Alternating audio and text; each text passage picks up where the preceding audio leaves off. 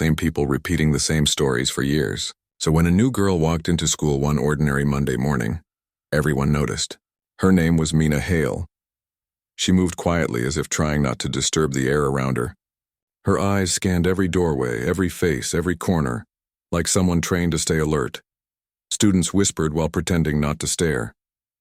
Mina ignored all of it and walked toward her first class, unaware that someone had already decided she wouldn't be allowed to blend in. Tyler Briggs leaned against a pillar, arms crossed, a grin forming the moment he saw her. He nudged his friends Connor and Blake. "Check this out." "Fresh meat," Connor snorted. "She looks like she'd faint if someone said boo," Blake added. "You gonna test her courage?" Tyler pushed himself off the wall with a smirk. "Let's see if she's fun." He blocked Mina's path casually. "Hey, new kid, name?" "Mina," she answered calmly. "Where you from?" "Different places."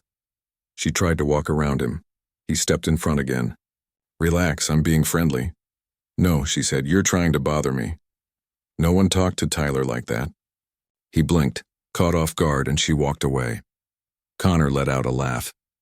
"Bro, she just ended your whole personality without even trying." Tyler's jaw tightened.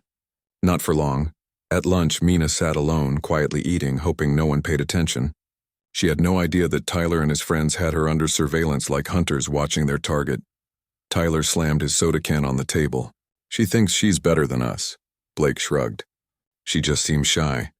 "And I'm about to fix that," Tyler muttered. Classes ended and Mina walked toward the bike rack when the boys surrounded her. Tyler lifted both hands like he was innocent. "Relax, we just want to talk." "No," she said. "Move." Blake grabbed her backpack strap. She jerked away, panic flashing across her face. Connor blocked her escape path. She tried to run, but Tyler caught her arm. "Let me go," she yelled, but no one nearby stepped in.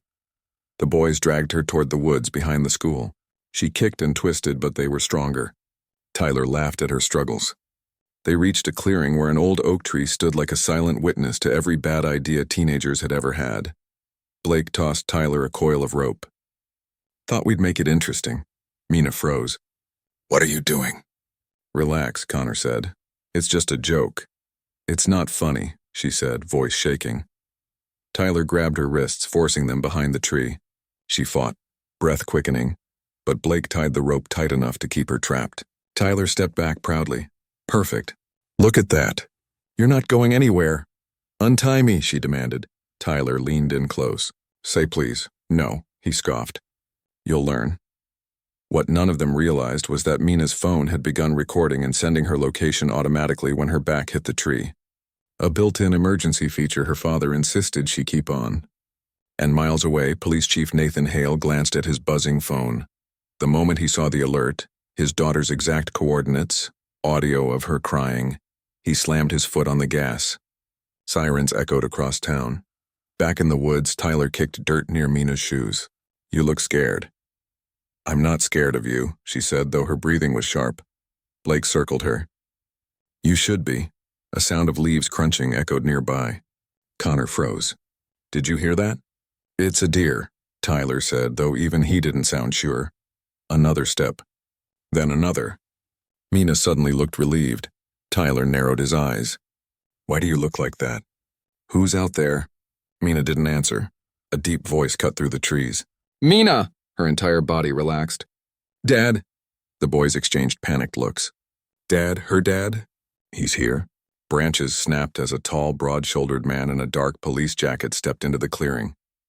Two uniformed officers followed behind him. His expression was controlled, but his eyes blazed with a fury that made even the birds go silent. Police Chief Nathan Hale. He took one look at his daughter tied to a tree, and the temperature of the entire forest seemed to drop. "Untie her," he said, voice calm in a way far more terrifying than shouting.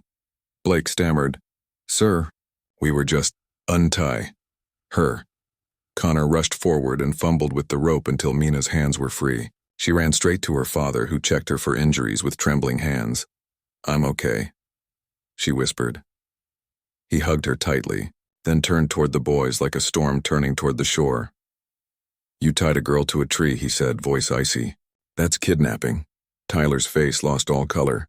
"Sir, we didn't know she was your daughter." "That's not the problem," Nathan said. "The problem is what you did." An officer stepped forward. "Should we bring them in, sir?"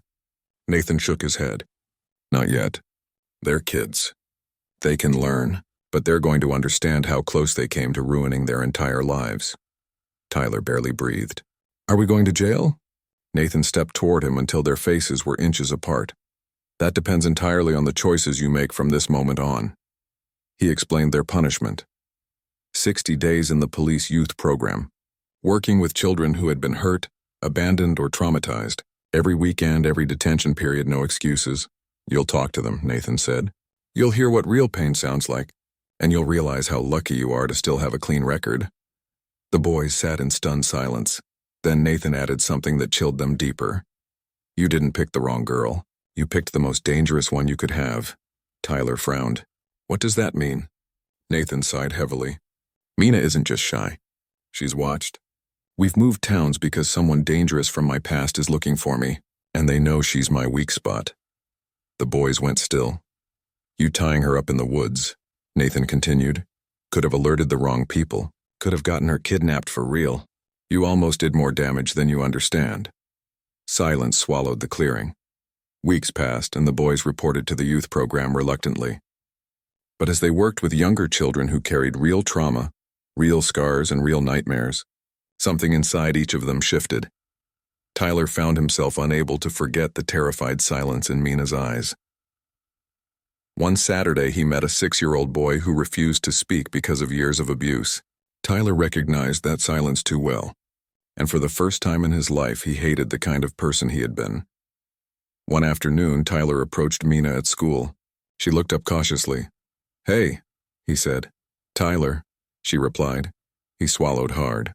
"I owe you a real apology. Not the one the police made me say, a real one. I scared you. I hurt you.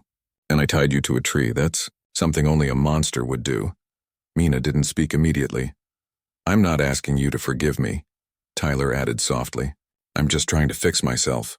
Mina closed her book and looked at him thoughtfully. "You looked terrified when my dad showed up." "I was terrified long before that," Tyler admitted. "Just didn't know it yet." She gave the smallest smile. "That's progress," he nodded, relieved. "I'll keep trying." After school, Mina told her father about Tyler's apology. Nathan nodded thoughtfully. "Sometimes the kids who fall the hardest get up the strongest," he said. "Give him time." Mina leaned back in the passenger seat, watching the trees pass by. She wasn't ready to forgive, but she wasn't angry anymore either. A week later, Nathan's phone buzzed with a message from an unknown number. "I found her. Your daughter. You can't protect her forever." Nathan's heart thudded painfully. He immediately tightened security around Mina. The danger he'd feared was getting closer, and without knowing it, Tyler, Connor, and Blake were already standing on a path where their next choice could protect Mina's life. Or endanger it again. Their story wasn't over, not even close.